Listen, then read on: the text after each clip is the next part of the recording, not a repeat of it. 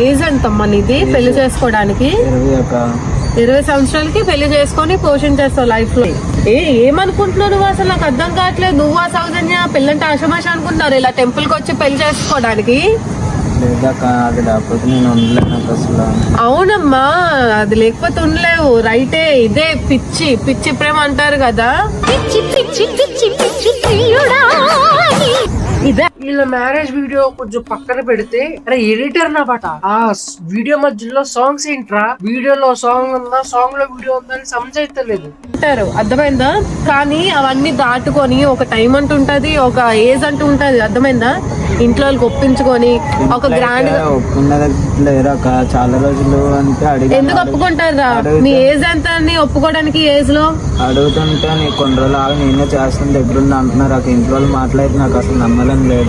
ఎందుకమ్మా నమ్మాలని లేదు? లవ్ లో వచ్చాక నీకు ఇంట్లో వాళ్ళు చేదైపోయారా? నీకు ఇంట్లో వాళ్ళు అన్నది కరెక్టే కదా? ఇన్ని రోజులు నీకు గుర్తు రాలేదా? దూరం పెట్టేస్తారేమో చాలా బాధ ఉంది. అంటే నీ లవ్ మీద నీకు నమ్మకం లేదు.